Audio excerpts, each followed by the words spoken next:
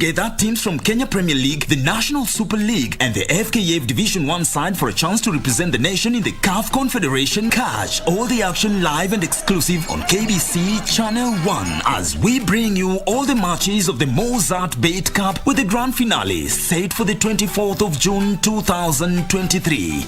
Watch this momentous event live and exclusive on KBC Channel 1 from the comfort of your place. KBC Channel 1, your true sports partner.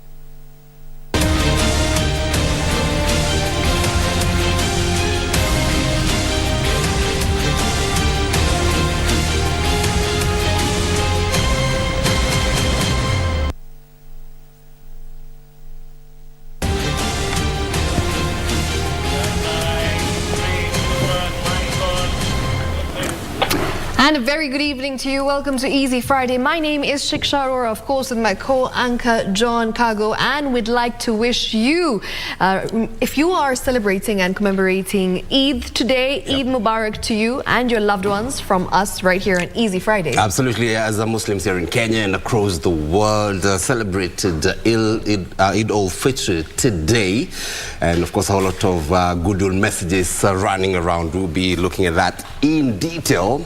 In other news that you're looking at, Deputy President Rigathi Gachagua is wooing MCAs in central Kenya to join in the fight against illicit liquor. We'll have business news a bit later, sports as well. We have the spotlight. Who are we hosting tonight? We are hosting a DJ. He's called Shema the DJ, and he is a young, very refreshing guy, and I think he's got this vibe that I like about him. And since today we're in the public mood, holiday, you know, public holiday mood, so I think it's time for us to just listen to good music. Absolutely. And keep it light and easy. All right, even as we join DJ Cole Jax a bit later, right? Absolutely. First things first, let's bring you the Easy Friday news. Here is a snippet of what will end up for you. Shiksha Arora has the highlights tonight.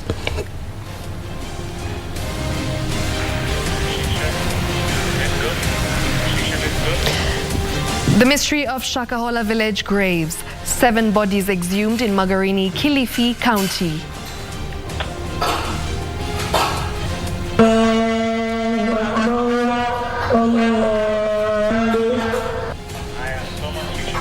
Celebrating Eid al-Fitr, Muslims around the world mark the end of Ramadan.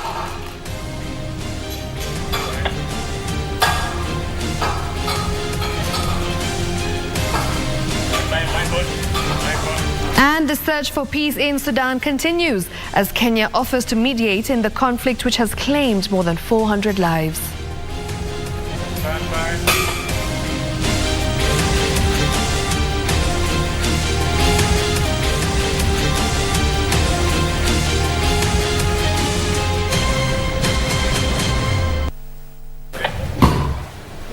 Welcome to Easy Friday. My name is Shiksha Arora, of course, and my co-anchor John Kago. And tonight's top story: Muslims in Kenya and around the world celebrated Eid al-Fitr on Friday. Well, here in the country, faithfuls marked the end of the holy month with calls for peace, tranquility and generosity. Coming against the background of challenging economic times in the country, Kenyans were urged to remain calm and work together for a better life for all, including the less fortunate in society. Here's that story. Allahu Akbar. After a new moon was sighted on Thursday evening after Maghrib prayers in Saudi Arabia and parts of northern Kenya, Eid prayers and celebrations began in earnest across the country and the globe on Friday. Eid Mubarak to all Muslims around the world. It was a pleasure to have this month. And then today we prayed for the Eid, and then I say Eid Mubarak all of the world for Muslims. I'm so happy to be here, and Eid Mubarak to everyone. I ask Allah subhanahu wa ta'ala to make Kenya more peace, more prosperous, and also Somalia. Eid, which is the festival of breaking the fast, was marked by thousands of faithful who, together with their families, attended prayers and engaged in acts of charity. At the Sir Ali Muslim Sports Ground in Gara, Nairobi, Muslims were urged to remain steadfast in their faith, share what they have, be peacemakers and pray for the country. Ramadhani maana yake ni mtu kujizuia, wajizuie na vinywaji, wajizuie na vyakula, wajizuie kuwaingilia wake zetu katika mchana wa Ramadhan na kujizuia na mambo yote ambayo kwamba ni mabovu na machafu. According to Islam, a compulsory charity contribution must be made to mark the end of Ramadan. Eid Mubarak to our Muslim brothers and sisters in the country and around the world. The holy month of Ramadan, 30 days of fasting and prayer are finally over. But during this same month, Muslims also observe Zakat al-Fitr. So what is it and what does it mean for Muslims? Ni lishe ambayo kwamba utolewa kuwapatia ambao kwamba hawajiwezi siku ya Eid. Ndio siwe mtu siku ya Eid anahangaika kutafuta kitu chakula. Iwe mtu awe na hii ni wajibu. In Isiolo, thousands of Muslim faithful thronged various open fields for special prayers to mark Eid al-Fitr. The message was the same: political tolerance and peaceful coexistence among all Kenyans. Islamu wenzangu wahakikishe ya kwamba ile sheria ya Mwenyezi Mungu na maamrisho ya Bwana Mtume sallallahu alaihi wasallam lazima waangalie, kwa sababu any disagreement, political disagreement, they are supposed to sort it out through dialogue. Similar activities were held in Migori County, where the teaching centered around theme of peace and harmonious living. Ningependa kuchukua fursa hii kuwatakia wenzetu Waislamu wa Kenya na ulimwengu mzima Happy Eid Mubarak. Mwenyezi Mungu akikubali tutaendelea hivi, tutaombea nchi yetu yote. Amina. Mwenyezi Mungu abariki Kenya. In Mandera County, Governor Mohammed Aidan Khalif, speaking during Eid Fitr prayers at the Jamia Mosque in Mandera town, urged the police to step up the fight against drug abuse. We are losing the entire generation of youth in this country and in the county by extension. We want to call upon the OCS and the team across the entire Mandera County to start fighting the drugs that is coming from our neighbors and the illicit groups that have been manufactured in Mandera town. On this special day, people get together to break the fast, pray, donate to the less fortunate in the society, and feast together. Eid Mubarak to all our Muslim brothers and sisters. Indeed, what a beautiful celebration right there. Indeed, and Eid Mubarak to all other Muslims around the world, marking the end of the holy month of Ramadan. And still on matters Eid, pleas for government incentives to lower the cost of living dominated Eid al-Fitr celebrations in Mombasa County. Well, a section of Muslim clerics led by Council of Imams and Preachers of the Kenya National Treasurer Sheikh Hassan Omar urged Mombasa residents to refrain from demonstrations and maintain the existing peace. That story is up next. Friday morning at the Tononoka grounds in Mombasa County, Muslim clerics led congregants in Eid Takbir prayers. The absence of demonstrations owing to the Ramadan period was noted. However, the religious leaders expressed concern that the tide could change. Sisi hatutaki fujo Kenya. Tunataka Kenya iwe mahali pa utulivu, tunataka iwe mahali pa amani, tunataka kila mtu atulie na watu waombe Mwenyezi Mungu Subhanahu wa Ta'ala, Mwenyezi Mungu atubariki zaidi. Allah Akbar. Miles away at the Fahari Primary School grounds, Orange Democratic Movement Deputy Party Leader and immediate former Mombasa Governor Ali Hassan Joho made his first public appearance since last year's general election. Joho took the opportunity to affirm his support for the Azimio la Umoja One Kenya coalition's approach seeking stabilization of the country's economy. I've been away kwa sababu ya kiafya. Even as we speak, mimi niko katika recovering. I want to assure you, nikijisikia niko vizuri kiafya, kikamilifu. Raila atakuwa nyuma yangu kwa maandamano. Mimi nitakuwa mbele alafu yeye ndo nyuma. Hata huku kwetu hajafanyika, lakini safari Mungu atupe nguvu tu. Yatafanyika mbaya sana. Meanwhile, low turnout was witnessed across various recreation spots, a state of affairs attributed to the uncertainty of the actual date of Eid celebrations. Kuna confusion.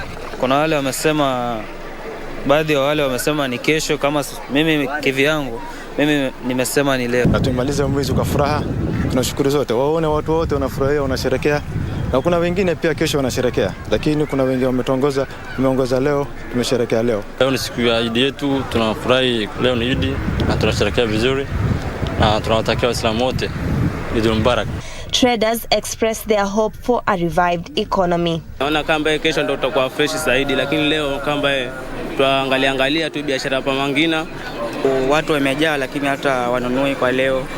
Kwa hiyo tunawaomba watu waje kwa wingi siku ya kesho. Mimi najua kufungua hii Ramadhani, mfungo hii ya Ramadhani hii itafunguka kama kesho ama leo. Najua kama kesho tutapata pesa. Juni Karisa Mbele from Mombasa County. Absolutely, and as the Eid celebrations continue, we've also got another story that's still talking about how Muslims across the country join the world in celebrating Eid al-Fitr through prayers and giving of alms. Well, now in comparison to previous years, they noted that this time round the poor state of the economy made the celebrations just a little low-key, but that did not dampen the spirit. Take a look.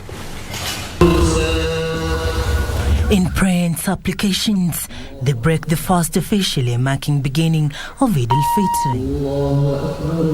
A day celebrating conclusion of the holy month of Ramadan that is dedicated to fasting and self-reflection. It's actually one of the critical holidays within the Islamic calendar. Eid al-Fitr is celebrated by cooking sumptuous meals and sharing with neighbors as well as giving alms. Sisi wote tukiwa Waislamu tumefurahi, tukasali, tukakula kila kitu, sasa ni kusherehekea. Hata wenye hawana kitu tumewasaidia, wenye hajapata nguo tumewasaidia. A drive to Kiamaiko, one of the slaughterhouses where Muslims buy their meat, gives us a picture of the state of the economy. Hali ni hatari. Wakenya wana pesa. Unaona hata nyama yenyewe imekaa hivi mpaka saa hii. Last time ukija hapa hiyo yote ilikuwa imeisha, sasa hizi imejaa customer wakuzi. Kilo inaelekea 600 700 huko. Last time ilikuwa 400 500 hapa. Biashara naye sio vile kama mwaka jana kwa mingi. A few kilometers away in Islay, one of the economic hubs populated by Muslims, business is slow. Eid iliyopita at least ilikuwa kidogo, ilikuwa afadhali ukilinganishwa na hii ya sasa, kwa sababu sasa kila kitu iko juu. This was the same script at the recreation gardens near Luna Park, where the number of merrymakers was significantly lower compared to last year. Lakini kulingana na hali ya maisha, mambo imekuwa ngumu, biashara imepungua. Saizi hata kungekuwa kumefurika. To most Muslims, Eid is a period of celebration, sharing as well as caring. Here in Islay, the Muslims that we've interacted with hope that the economy is going to pick up as they continue to pray for peace. To all Muslims across the world, Eid Mubarak. Reporting for Easy Friday from Islay, Nairobi, I'm Sarafina Robi. Now, remember, as leaders all over the world are wishing, people from their countries a very happy Eid, that's Eid Mubarak. Here in Kenya, our president, Dr. William Ruto, led the country in sending messages of goodwill to Muslims in Kenya, celebrating Eid al-Fitr. Well, now the Islamic festivity marks the end of the holy month of Ramadan and marks the beginning of Shawwal. That's the 10th month in the Islamic calendar.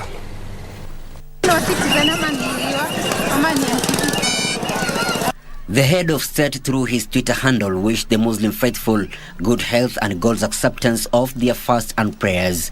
May Allah accept your fasting, prayers, charity and righteous deeds and allow us to see many more months of Ramadans in faith and good health. Amen. Deputy President Rigathi Gachagua in his special Eid message wished the families and friends plenty of blessings from Allah. Eid Mubarak to all our Muslim brothers and sisters. May Allah fill your family and friends with plenty of blessings. Prime Cabinet Secretary Musalia Mudavadi, on the other hand, urged the faithful to remember the less fortunate in the society as they dine and feast. Eid is a day to cheer and to laugh with all your heart. It's a day to be grateful to Allah for all His heavenly blessings on us. As you dine and feast, remember the less fortunate in our society. Wishing you and your loved ones Eid al-Fitr Mubarak. Cabinet Secretary for Youth Affairs, Sports and Arts Ababu Namwamba and NAC Kenya leader Martha Karua wished the Muslim faithful peace and good health. Michael Mandiga for Easy Friday, Nairobi. Now, the Kenya Broadcasting Corporation management has wished all Muslim fraternity a season of abundance, prosperity and success as they celebrate Eid al-Fitr that marks the end of the holy month of fasting, that's Ramadan. Well, Muslims here at Broadcasting House called for peace during this season. Take a look. I would like to advise fellow Muslims not to do anything that's illegal in Islam on this day, because sinning on the day of Eid is like sinning in front of God on the day of judgment. So Muslims are supposed to only celebrate the Eid and be on their best behavior and ensure that they are happy but they do not cross the boundaries of Allah. Inshallah, tumeshukuru Mwenyezi Mungu, tumefunga kwa salama, hakuna matatizo ambayo yalitokea ambayo yaliripotiwa popote pale katika funga zetu. Tunaendelea kumwomba Mwenyezi Mungu atujalie jinsi alivyotulinda katika mwezi mtukufu wa Ramadhani, atusaidie tuweze kumaliza siku ya leo kwa furaha ambayo tumeanza nayo kuanzia alfajiri mpaka jua litakapotua kwa maana ya magharib. I will pass my message in twofold. One is that to our listeners, we say, listeners of 15 FM, we say Eid wa Naksan. Eid wa Naksan is a Somali word which means happy Eid. Eid Mubarak, kullu aam wa antum bil khair. To the entire Muslim across the country, beyond borders, are going to. My message is that let's maintain peace, isn't it? And let us, as the President has said, let us keep praying for the nation, and let us be happy. Yeah, and for you, the non-Muslims, be happy with us, because Eid means celebration, and we eat together.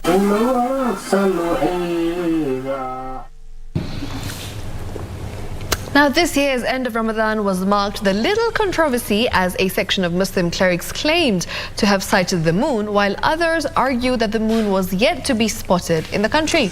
But what exactly is moon sighting and why is it important? Here is Gladys Mungai with all the details.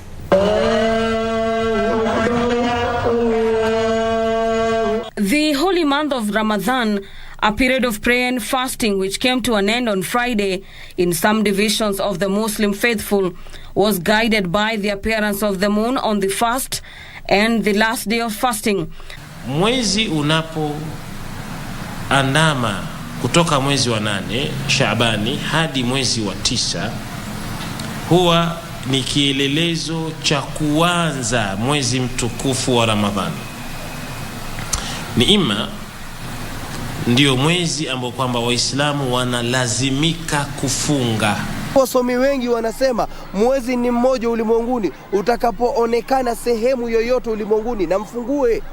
The end of the period, however, was shrouded with uncertainty as to whether the moon had indeed been sighted. Tumefanya bidii sana katika kutafuta mwezi, lakini hakika japokuwa hapa kulikuwa kuko wazi kabisa, na tumetumia kila aina ya zana zile za kuona mbali, lakini kwa bahati mbaya teleskopu zetu zote hazikuweza kuona mwezi. Mwezi umeonekana katika maeneo ya Mandera, umeonekana katika maeneo ya Elwak, ndio maana sisi leo tumefungua mwezi mtukufu wa Ramadhani. Na wale ambao kwamba wamefungua wanawagombanisha wale ambao kwamba hawajafungua. Haya masala ya mwezi si masala ya utata.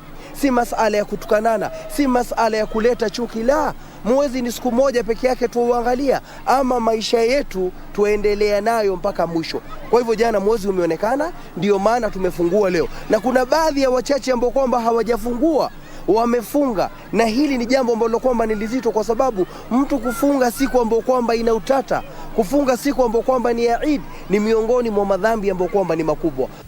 According to the Holy Book of Quran, the start of the month is determined by the sighting of the crescent moon, which marks the beginning of the Islamic lunar month, which contains either 29 or 30 days. The moon sighting is a significant part of the Islamic tradition and determines the important days, cultural as well as theological significance in Islam. The moon sighting on the 29th day means the al-Fitr celebrations can finally take place the next day.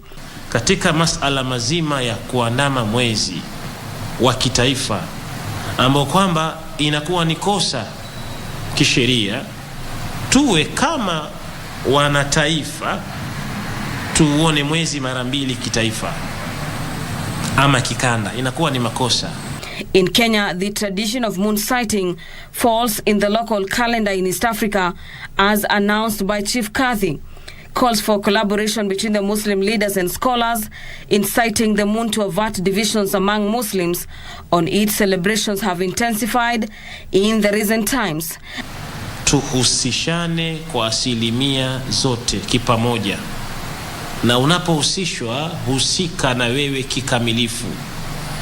Tudhaniane mema na mazuri kama viongozi, tupendane kidhati kama namna imani yetu ya Kiislamu inavyotufunza, na tusaidiane kwenye kutafuta mwezi kwa vifaa na mbinu zote za kisheria kwa pamoja.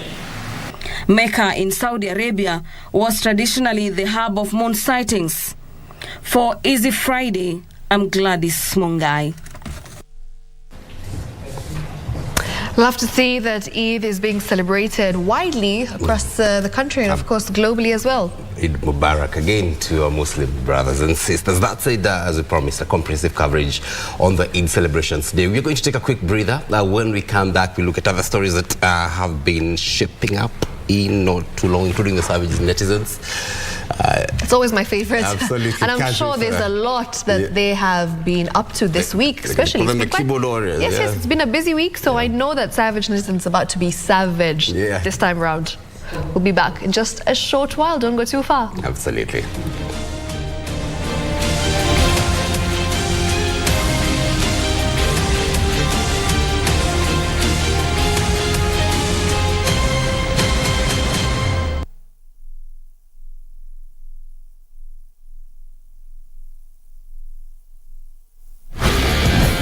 Biggest odds in the world every day on selected matches.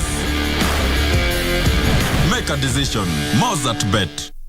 To get Skizatune Hail Mary, dial star 811 star 963 hash. Hail Mary, full of grace, the Lord is with thee. Blessed art thou among women, and blessed is the fruit of thy womb, Jesus. Holy Mary, Mother of God, pray for us sinners, now and at the hour of our death. Amen. To get Hail Mary, dial star 811 star 963 hash, star 811 star 963 hash.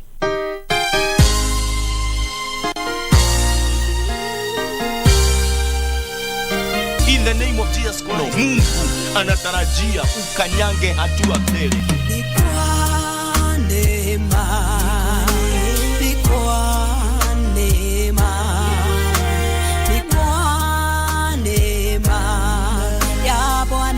Wengine wametawaliwa na uchawi, wakati wao umefika. Wewe umenitazama siku hii ya leo. Neema na kibali cha Bwana kikawe juu ya maisha yako.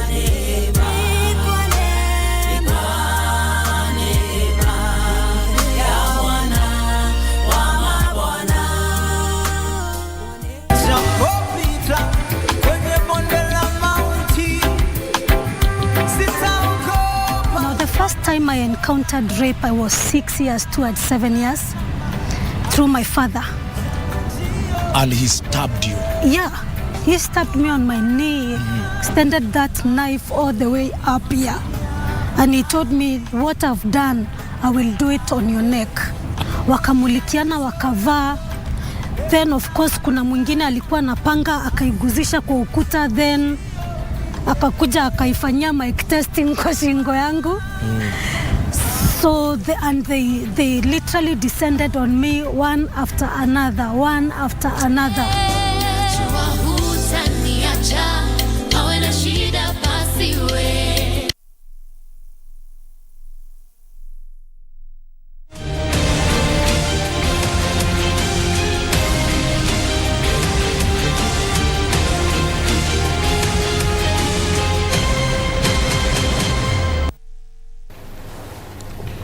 Welcome back to Easy Friday. Now, homicide unit officers have begun exhuming bodies believed to be of the followers of the Good News International Church leader Paul Mackenzie Nthenge at the Shakahola forest in Malindi, Kilifi County. Now, 7 bodies have so far been retrieved, 4 of them from 2 shallow graves. Residents of Shakahola are calling on the government to fast-track investigations into the mysterious death. Chilling details are emerging out of Shakahola, a village tucked some 60 kilometers from Malindi, Kilifi County.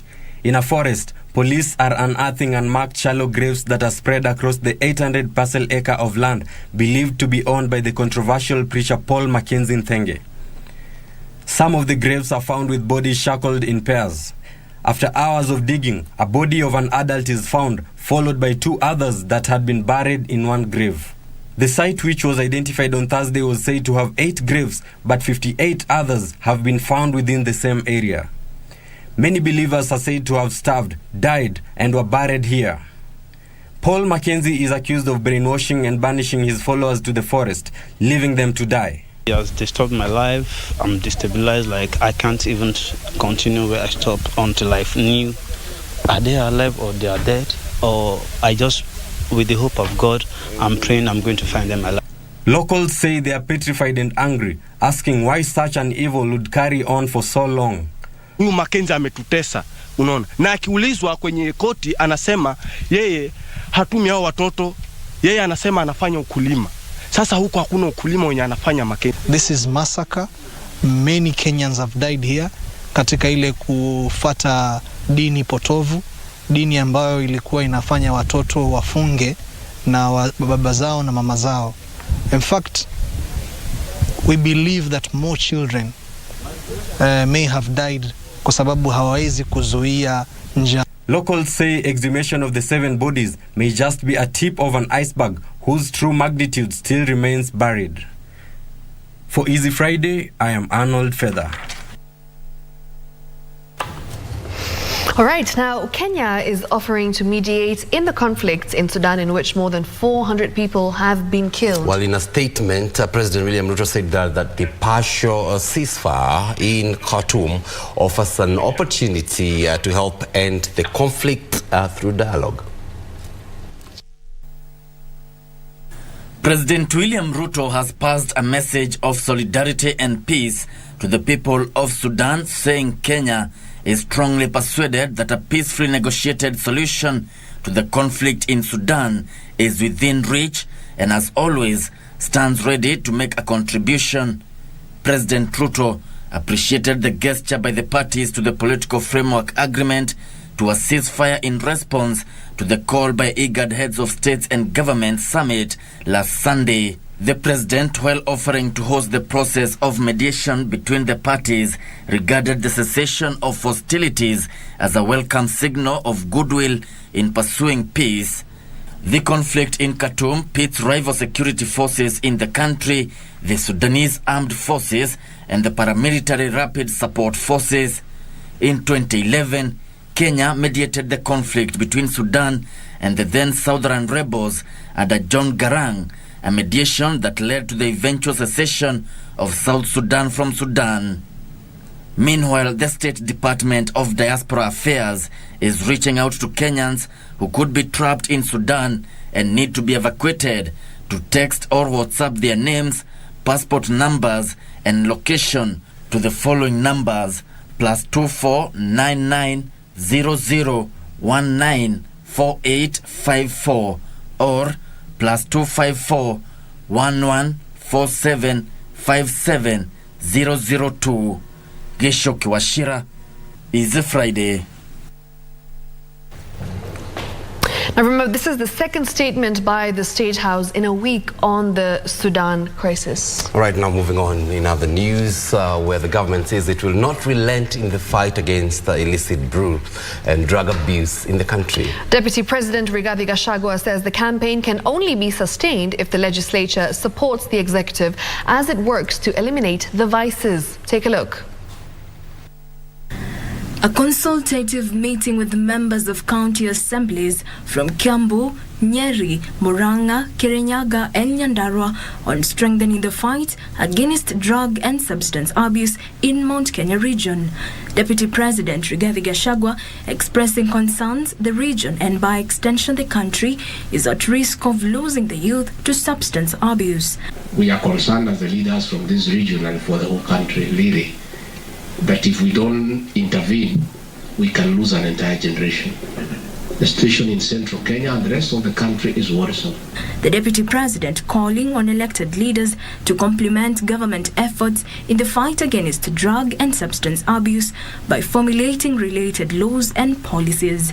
The members of the county assembly have agreed that there is a gap in terms of the law, and that is why we are having a problem in mushrooming bars and wines and spirits, and they have agreed that there is urgent need to fix the law, to come up with laws that are deterrent and that will govern the licensing of bars and also spell out heavy penalties for those who violate the law. Earlier this week, the Deputy President in his development tour of the coast region promised to extend the efforts in the fight against illicit liquor to Mount Kenya region and all the other parts of country to save the youth from its destruction.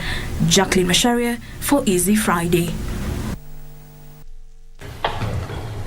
Now let's take a look at what's happening in the counties where a 5-year-old boy is receiving treatment at the Samburu County Referral Hospital after being attacked by a hyena. Now, the boy's father also sustained injuries in the 2 a.m. incident that occurred at Lodungokwe area of Mungur village. That's in Samburu County. Residents of Mugur village in Samburu County are calling upon the Kenya Wildlife Service to compensate the family for the attack. They've also threatened to take law into their own hands if their service does not deal with the hyenas.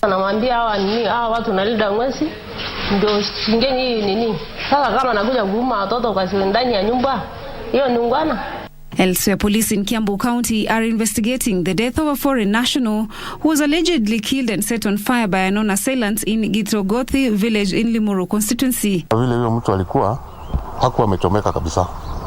Inamaanisha hata watu labda walitoroka haraka sababu tulipata hiyo moto ni kama inaanza hivi. Lakini sasa kitambo tafuta watu moto. Baadaye polisi walipochukua mwili tulipata huyu mtu alikuwa amefungwa miguu. Meanwhile, Tessie Mudavadi has challenged women drawn from pastoral communities to form groups to enable them achieve financial freedom. Wanasema ukiinua mama unainua the whole nation. But today I want to say something. When you also empower a young man, sababu nimesikia sana wanasema mambo ya excessive alcohol drinking and drug addiction. When you empower a young man, you make a responsible man. In Makueni County, experts are calling on the government to move with speed and find the root cause of the disease that has been affecting learners in different parts of the country. Waangalie wanatoa maji wapi na wanatoa na hali yao ya vyoo, anything to do with sanitation. Also, a modern dispensary has been constructed in Rabal, Laikipia North, to provide local with ease access to healthcare. Kesea daktari wa kutoka hapa kwa sababu saa nyingine tunakuaga na shida kwa wafugaji, kwa jamii yetu ya wafugaji wakati ya kupata huduma au matibabu kama haya kwa sababu ya mambo ya lugha, particularly kutoka kwa akina mama wetu. Finally, a man has been admitted at Samburu County Referral Hospital with bullet wounds sustained in an attack by bandits.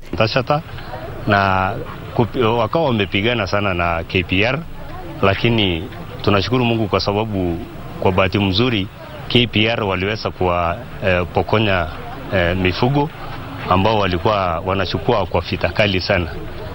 Sasa kijana katika hiyo hali kuna kijana ambaye amepigwa risasi. Locals are now calling on the government to beef up security to prevent attacks by bandits. For Easy Friday, I'm Zainab Said. Now let's move on to my culture, where for the past 30 days, the streets of Mombasa have remained deserted, with a majority of businesses remaining closed during the day, and a state of affairs attributed to the Islamic nature of the coastal town. However, as the day gives way tonight, of course, we are already done with the month of Ramadan, but just after the breaking of the fast, the sleeping city awakens to booming business, with traders reporting profits as losses.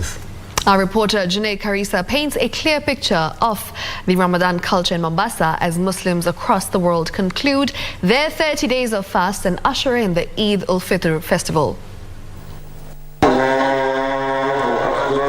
What comes to mind when the word Ramadan is uttered? Prayer, fasting, giving, but most importantly, food. As Muslims worldwide observe their religious duties, traders as well as the county administration in Mombasa have taken advantage of the day's desired need and turned it into a money-minting booming business. Of course, the business has to take place when the light gives way to darkness, thus rebirthing the night culture of Ramadan in Mombasa County. The white and blue city, as presently known today, has prehistorically been referred to an Islamic city owing to its founding rich heritage despite hosting diverse religious communities. Today marks the final day of the holy month, hence business transactions have multiplied, particularly for the past 10 days. It's 5:30 in the evening along the streets of Kibokoni Old Town Ward, a business hub for the coastal town. The mood is helter-skelter as locals rush against time to prepare iftar for their families. Meet Hadi Jabalo, a street food vendor along the Makadara Road, who is renowned for her snacks such as bajia, kaimati, viazi karai, katlesi, amongst many others. Unlike last year, 2023 fasting season has seen her inflate her prices. Watu wanakula sana, wanapenda hizi vitu vya barabarani, kila mmoja huwa watamani kitu tofauti. Just like Hadija, many traders have taken advantage of the season to maximize on sales. Upande huu wote wa Kibokoni, alhamdulillah tuko busy kwa kazi, tuwapata faida, tuamshukuru Allah. Several minutes into 6 o'clock adhan, the call to prayer is heard, and it's go time to break the day's fast, a moment that is shared with those around. Slowly, the day gives way to night. Gradually, the deserted streets saturate with street vendors as locals and tourists flock to devour what is displayed on the carefully decorated stands as security remains tight. As the night climaxes, a melodious tune catches our ears. 27 years old Rajab Muhammad leads a band of 7 peers in Kaswida and Nasheed Islamic praise songs, a service that they do without charge fee but depends on the goodwill of their fans for various tokens of appreciation. Kutangaza dini tayari ni kitu kikubwa mbele ya Mwenyezi Mungu. Kwa hivyo nadhani hiyo inatosha. Since their teenage years, the boys have been reciting the tunes while in madrasa. For the past 10 years, the lot have made it a culture to recite praise songs during Ramadan and Maulid seasons across the coastal streets. Drums are their main instruments of their work. However, a complete set of drums costs them a whooping 18,000 to 20,000 shillings. Hii inaitwa twari, tunajua kama twari, lakini kuna watu wanaita matari, twari, yote ni moja, yanajulikana. Kwa bei yake hii moja inatoka shilingi 4,000. Na ukiwa ushanunua hilo 4,000 moja, bado kuna kuna kama hii kamba yake ambayo ndio inafanya ilie. Kwa hivyo hiyo pia inauzwa kando. Unapata. Kwa hivyo na kukamilika kwa bando lazima tukuwe na matari manne na kigoma kimoja. As the season comes to an end, the fraternity's essential hope is that their prayers have been received and answered. From the KBC fraternity to all Muslims across the world, Eid Mubarak. From the old town in Mombasa County, I'm Juni Karisa Mbele.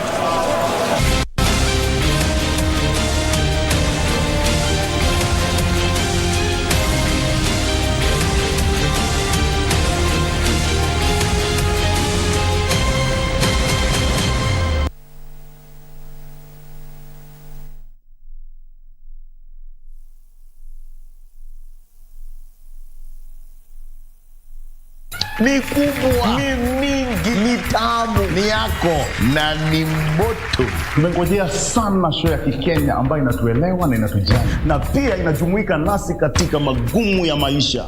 Guess what? We have it. The Lotto Moto Show! Uko na uwezo wa kujishindia hadi 2 million Kenyan shillings kupitia draw yetu popote unapotutazama. Na tuko na haja ya kusikia story na magumu unayoyapitia. Tutakuita kwenye show na tutarahisisha mahali. Nafasi za wageni watatu zipo katika kila show ambao wanajipatia fursa ya kujichagulia sanduku moja kati ya 12.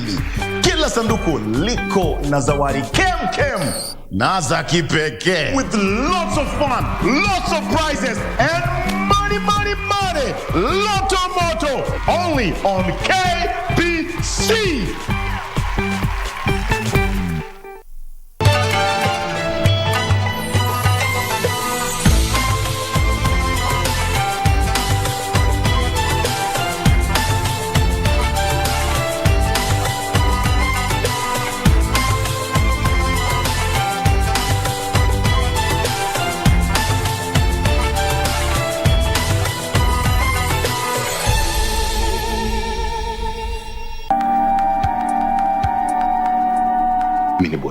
Sawa. Everything itafikia your lovely wife na kila mtu kwa familia yako.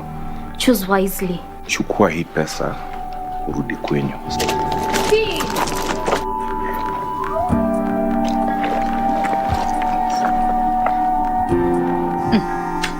Why don't you channel this energy that you have in your own relationship? It just might work.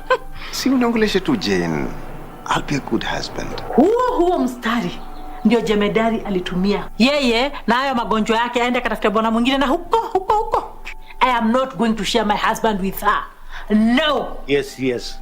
Ni historia yetu yote na memories umemtupa nje kama uchafu. I think I should leave. Mali ni zake na decision ni yake. Ngoja inheritance yako yote ichukuliwe ukijifanya hamnazo. Tina.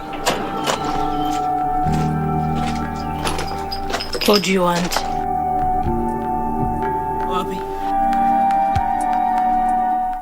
What am I forgetting?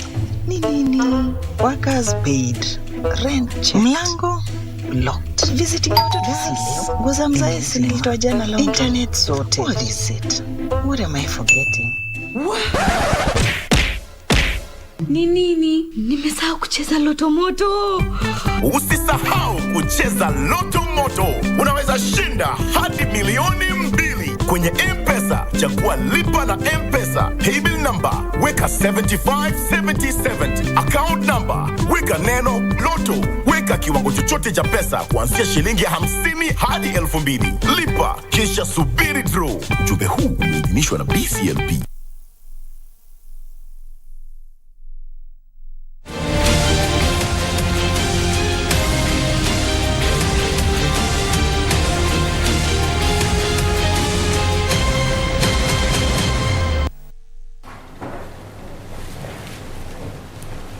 Welcome back to Easy Friday. Now let's take a look at world news, where Prime Minister Rishi Sunak has reshuffled his cabinet and appointed a new Deputy Prime Minister and a new Justice Secretary. Now this follows the resignation of British Deputy Prime Minister and Justice Secretary. That's Dominic Raab. More of this and other stories in our World News Roundup. British Deputy Prime Minister and Justice Secretary Dominic Raab resigned on Friday following a months-long independent investigation into formal complaints about his behavior from several civil servants. In a letter to Prime Minister Rishi Sunak published on Twitter, Raab said the inquiry had set a dangerous precedent, but that he will remain supportive of the government. Prime Minister Rishi Sunak had since reshuffled his cabinet. Oliver Dowden is now the new Deputy Prime Minister and Alex Chok is the new Justice Secretary. Elsewhere, a Russian fighter jet has accidentally bombed the Russian city of Belgorod around 40 kilometers from the Ukrainian border and left 3 people injured with no record of fatalities. The bomb left a 20-meter crater hole and caused an explosion so large it blew a car onto the roof of a nearby shop. In a brief statement, the Russian Defense Ministry admitted that one of its Sukhoi 34 fighter bombers had accidentally discharged aircraft ordnance. Meanwhile, police in Canada are investigating a brazen heist of nearly $20 million worth of gold and other valuable items stolen on Monday from the Toronto Pearson Airport after containers were offloaded from an aircraft. Investigators from the Royal Canadian Mounted Police were also looking into the theft, which they say is one of the largest heists in Canadian history. Elsewhere, Twitter owner and Chief Executive Officer Elon Musk has said that he is paying for some prominent Twitter accounts to retain their blue ticks. This comes as the social media platform striped verified status from many famous personalities worldwide. Musk confirmed the gesture after it emerged that some prominent celebrities had retained their blue checks despite not signing up to Twitter Blue, the site's subscription service. In a separate incident, Elon Musk's SpaceX next-generation Starship spacecraft exploded just minutes after liftoff in a test flight from South Texas on Thursday. The development cut short a key step in the company's development of a rocket vessel to eventually take humans to the moon and Mars. The flight test was the first for Starship, mounted atop the company's new Super Heavy rocket. It was also the first launch ever for that lower stage booster, which SpaceX touted as the most powerful launch vehicle on Earth. For Easy Friday, I'm Alvin Kaunda.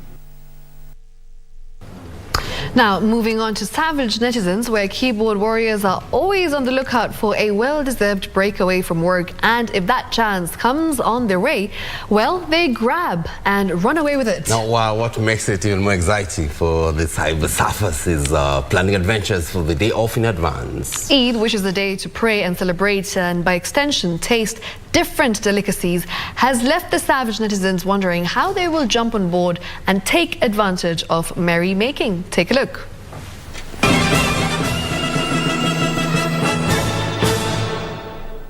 It is yet again another time for the glorified holidays, and netizens are definitely thankful to their Muslim brothers. But this holiday would not come without some necessary drama. Welcome to the jolly holidays. Earlier on, netizens were left confused about which day al-Fitr holiday will fall on. Fake news, open brackets, keyboard warriors specialty, close brackets, definitely made rounds that the holiday would be Monday. After a push and pull between Monday and Friday, this glorious Furahi day took the day. Oh my God! Wow! In the middle of the confusion, Susan asked, "Is Eid on Friday or Saturday?" General Unbothered responded, "Take that argument to your imams. Sisi tuko na public holiday and we don't care." Say what? Cornelius jokingly asked, "Mnasema hamuwezi vumilia hadi Monday?" Will you keep quiet? Chai. Desiree, captioning an image of a vest made of spoons and forks, tweeted, "Meanwhile, as we wait for Eid, this will be my outfit. I love you, my Muslim friends." Prime AJ had a brighter suggestion. Qatar is doing 11 days of holiday to celebrate Eid al-Fitr. Can we try that in Kenya? Mima, who vowed to stick around in times of joy, tweeted, "Me and my Muslims brothers and sisters from now ni kama chanda na pete." Well, but an announcement by Deputy Kavi that Eid wouldn't be on Friday as largely anticipated might have broken the hearts of many.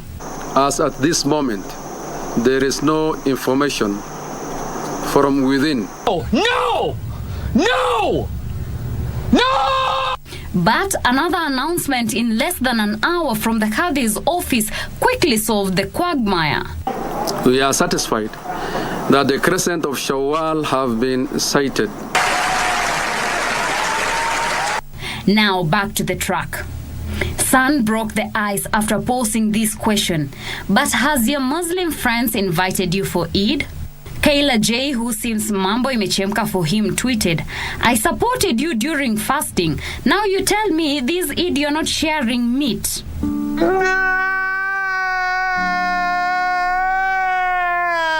Chuck B, who is clearly on a call, tweeted, checking on pilau progress. Amir Concerned tweeted, now they think I am using the name Amir because I want pilau.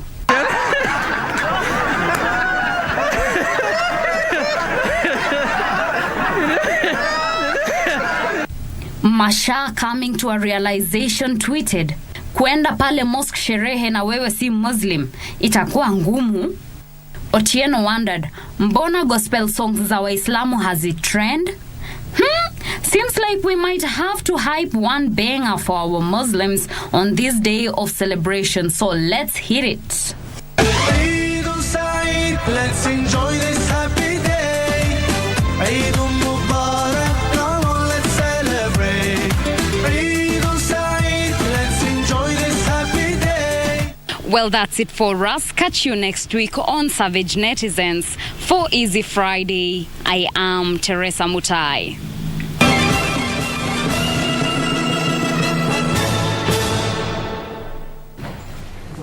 I don't know why, but I feel like Savage Netizens is always a therapy. It's very therapeutic, just seeing people, you know, expressing themselves on social media and doing it just in a very flexible way. Absolutely, that free space, just amazing. And the light moments, really, at the end of the week. All right, that wraps up the first part of the news. We have the sports coming up. Absolutely. We've got Daniel Wahome on the other side as he gives us the latest in the world of sports. Daniel?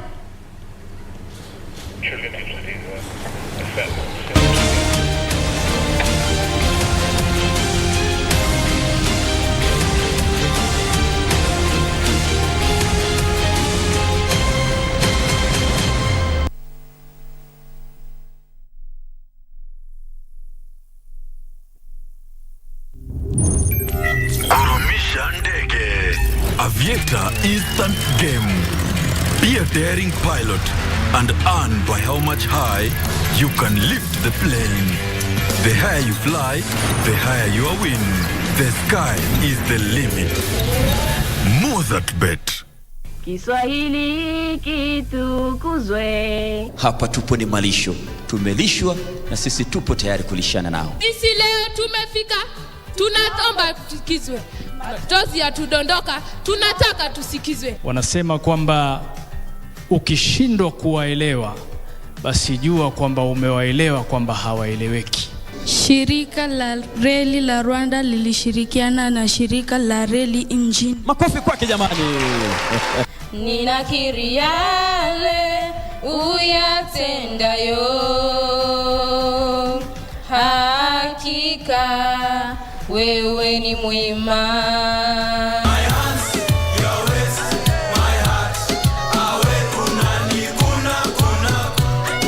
Kiswahili kitukuzwe. Kupata maisha kama sikiza tuni yako, bonyeza *811 *816#. Maisha ni mafupi, hivyo si vyema kumaliza muda mwingi katika malumbano. Hesabu baraka zako, wathamini rafiki zako na tabasamu ili udumishe amani. Kupata maisha, bonyeza *811 *816#. *811 *816#. Thank you for being part of Save a Life organization. We're indeed transforming lives. You have seen, what Dr. Mesha Konguti did to Mogaka. Huge transformation.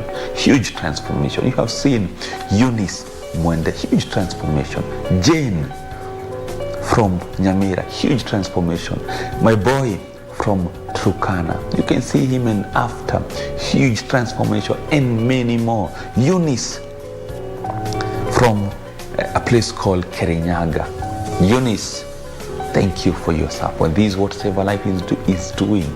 We have saved over 1,066 and many more. We have also built houses. We have also, started small businesses for many. And thank you for your support.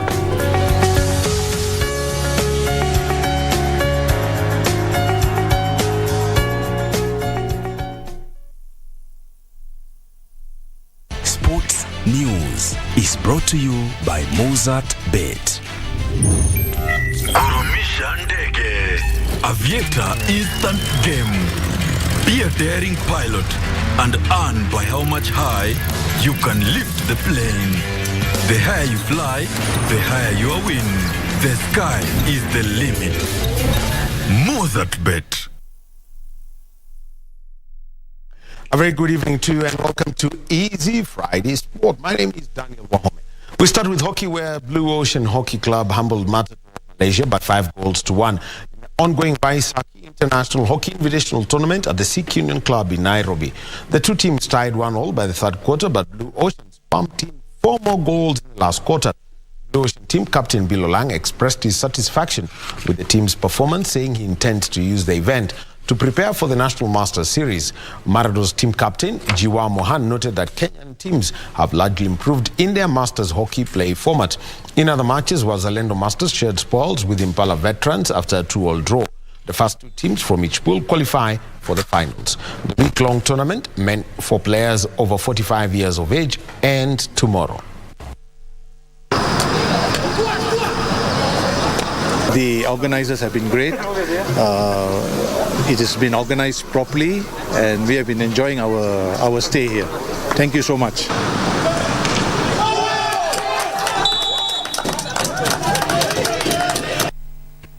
Now, 8 table tennis players have been selected to take part in the forthcoming ITTF Africa Continental Extravaganza, set to be held at the Moi International Sports Center Indoor Arena in the first month of May.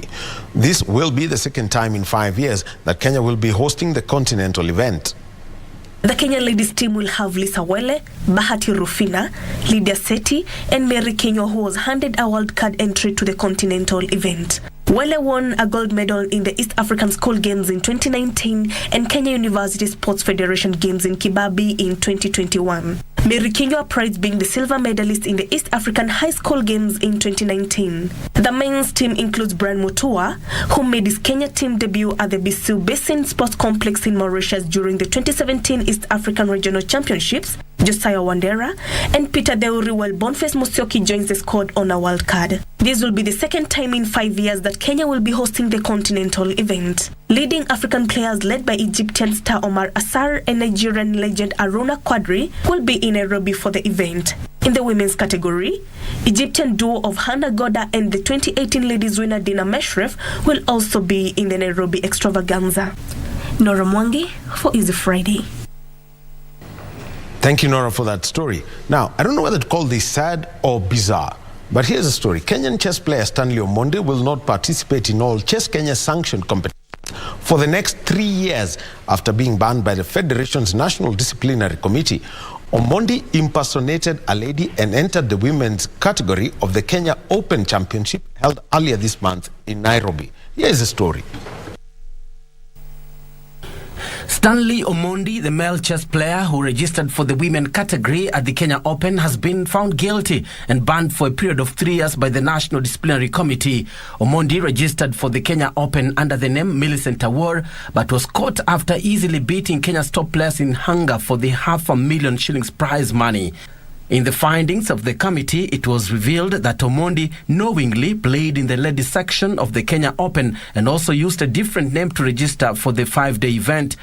Having found him guilty, the committee, led by Tom Amwai and former Chess Kenya President Githinji Hinga, Omondi was banned for 3 years because he was a first-time offender and also cooperated with the proceedings of the disciplinary committee.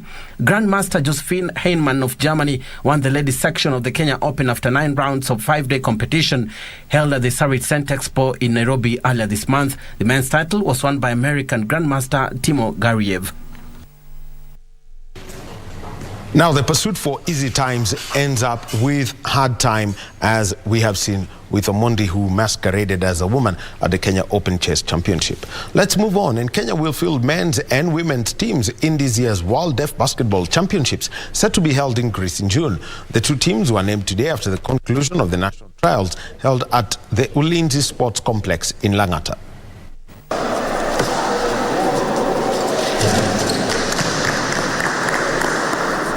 12 teams from 7 counties took part in the two-day National Deaf Basketball Trials held at the Langata Sports Complex. The event was used to select players who will represent the country in the World Basketball Championship in Greece in June. Kenya Deaf Basketball Association boss Miriam Opondo says they are optimistic the team will perform well in the global event after finishing 6th and 10th respectively in last year's Deaf Olympics held in Brazil. My humble plea to the government is that they continue supporting us tirelessly, because we need to access the training camp earlier after the championship, after the selection, so that we prepare for the championship. The basketball has grown. I can say we started in 2006. It has really grown, because now we have over 10 counties that have basketball teams, but so far only like 7 came because of financial constraints. The team is expected to immediately start training before flying out to Greece next month. The national basketball trials for the deaf have concluded today with a total of 26 players, both from the men category and women category, being selected to represent the country in the upcoming World Championship set for Greece in June. Will they perform better than last time? Only time will tell. For Easy Friday, I'm Fred Njogu. Thank you very much, Fred Njogu, for that report. Now, on to local football, where Tusker FC await a daunting task tomorrow as they pursue the defense of the FKF Premier League title when they travel to Sudi Stadium to face a hard nut to crack in the name of Nzoia Sugar, who are also title contenders this season. Tusker lead the table on 54 points, 6 above third-placed Nzoia Sugar, while Gor Mahia are placed in between the two sides. With 9 matches to go in this season's Kenyan Premier League, the race for the title is wide open, with neither side in a commanding position to feel at ease. Tusker FC are only 1 point above Gor Mahia at the top of the table, and a loss for either side will dent their chances of becoming the 2022-2023 champions. Nzoia Sugar is hot on their trail and are also looking to grab any point on offer, and that makes their game against Tusker an even tougher contest for both sides. Tusker boasts of a fully fit squad as they travel to Sudi Stadium in search of 3 points against Nzoia, who want to close the gap on the two leaders separated by a point. It's a good team. They have been consistent this year. They have won many matches home and away. It's an all-round team. Very tough, very tactical, but we are ready for the game. We know we are going to work very hard, and we want to win and consolidate our lead if possible. And we are going to approach that game with a lot of vigor, a lot of confidence, a lot of commitment and determination. Gor Mahia are a point behind Tusker, and despite hoping for Tusker to drop points, they are wary of the threat posed by Nzoia, who may cause a problem with every point they bag. Gor Mahia are away to Police, another side that is still in the title race, but sits 5th on the table at the moment, 10 points behind Gor Mahia. On the same day tomorrow that the title rivalry heats up, Kariobangi Sharks will play City Stars, Wazito will host Ulinzi, Talanta visit Bandari, Mathare United face Posta Rangers, Vihiga Bullets meet Kakamega Homeboys, and Sofapaka and Bidco United book a date at the Kasarani Annex. Thank you very much, Buckley Report, for that preview of the FKF Premier League. Well, my name is Daniel Home. It's time for me to leave, but remember, tomorrow is a sporting Saturday, so everything is there. And remember, it just doesn't start with our news. There's also game on 2 p.m. to 4 p.m., so we shall be keeping tabs on that and everything to do with sport tomorrow. Right now, I want to hand you over back to John Kago and Shiksha Arora, because Shiksha's got the show going on. It's Easy Friday, so we've got DJ Cole Jacks on the decks and a guest DJ. DJ Shema. Over to you, John Kago and Shiksha Arora for you. Have a good evening. Sports News was brought to you by Mozart Bet. Nafasi yako ya kuwa mdosi wako. Jiunge na washindi tufanye biashara. Kuwa mshindi. Mozart Bet.